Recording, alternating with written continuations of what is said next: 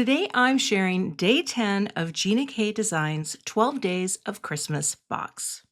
I have a bonus video to share with you today as Gina has already opened the box on her channel and revealed day 10. So let me show you what I made. Time to open day 10. All right, let's get this. The box is getting down. It's getting down indeed. So we have number 10. You guys, we'll go here. And actually, I'll just leave the box out for this one. Let's see what's in here.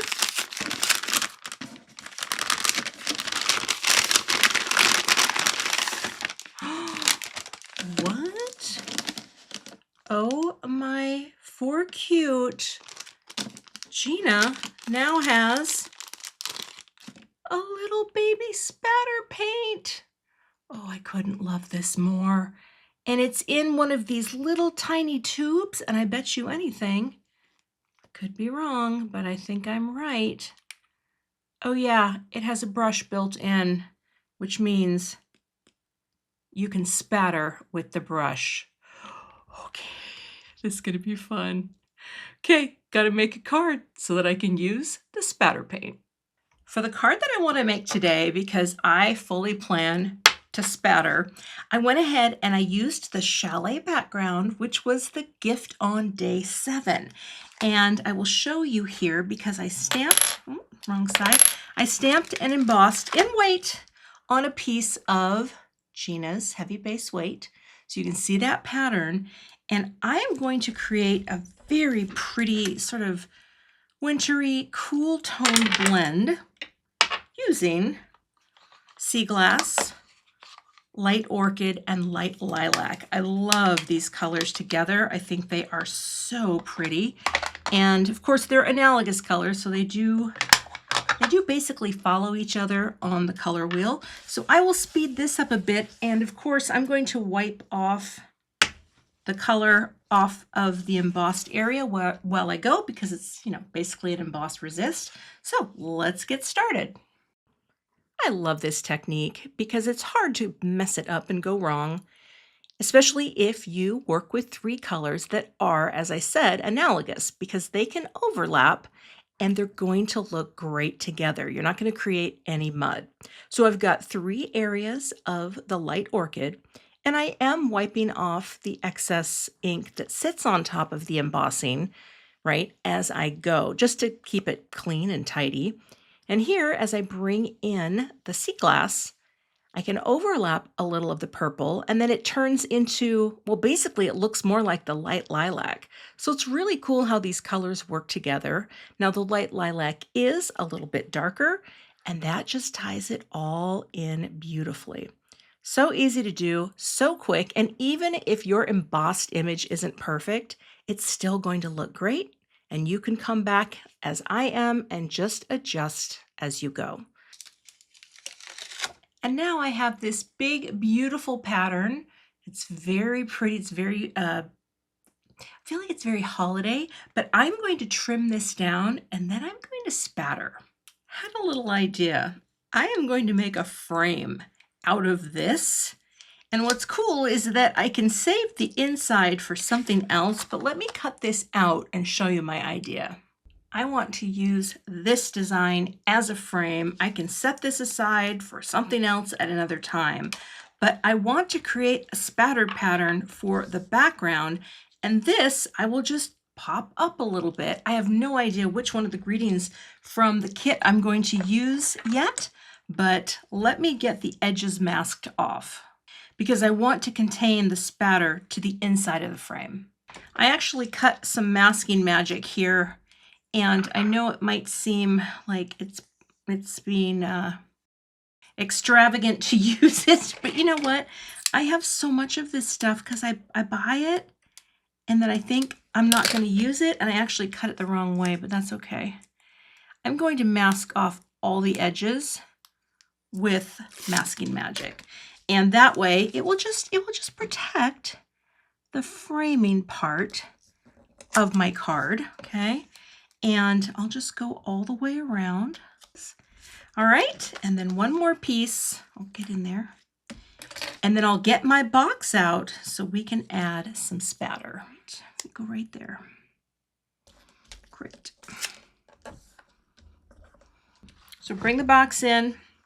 Going to put it right here on the side. Now the reason I don't want to spatter on here is there's a lot of embossing and that will resist the spatter. But by doing it on the lovely lavender note card, it's going to make a nice white visual connection to the embossing. So you can just dip in. I'm going to just tap and it will spatter right onto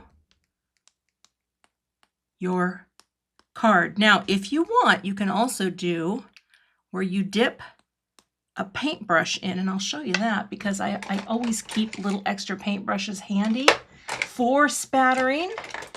You can also just dip any little brush in like this and use those as well to add spatter. Oh, like that. But the idea is just to get the spatter covering your piece. And big blobs are fine too. We like big blobs because that will look really pretty in the background. And I got some on the outside edge here. So I'm gonna get some more blobbies on there and really spatter this up. Okay, I should pick all that back up. The brush definitely does a smaller kind of spatter, but I am going to let that dry before I continue with the card. I stamped and embossed a greeting from the Day 9 set, and that is going to be for my card. So I will set these aside, and now I can take the edges off here because the paint is it's mostly dry. And it doesn't really matter, just want to make sure that when I flip it, it's right side up. So now I have my little spatter pattern just in the center, which is exactly what I wanted. And now I will take my liquid glue, and here again, I just used shaker strips because I really like the depth on these. Not making a shaker, I'm just gonna pop this up and have a popped up frame on top of my card panel. And I'm going to use liquid glue on this because I love how the spatter kind of dries and almost looks a little bokeh in spots.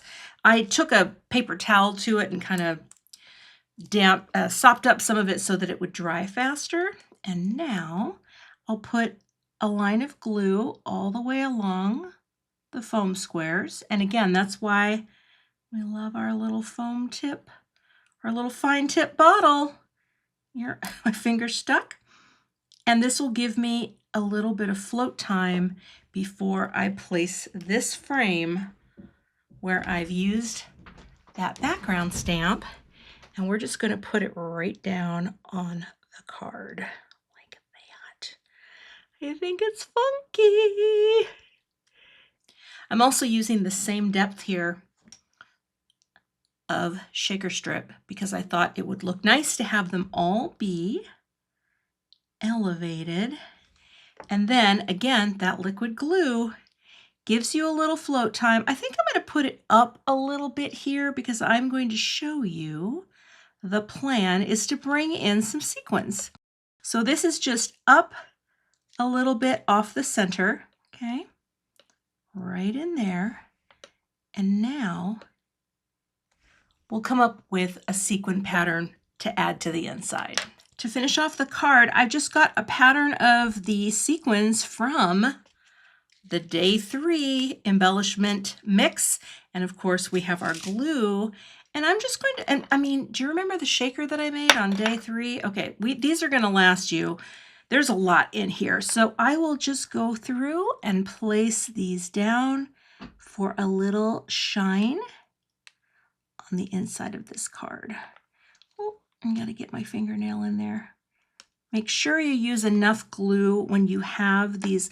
You know what? I may actually just use tweezers because these have holes in them. And I want to make sure I place it right there. There we go. so that it can settle into the glue. Oh, come here. Come here, little friend. And give it enough glue, boop, so that it can hold it in place while it dries, and it will dry shiny and clear.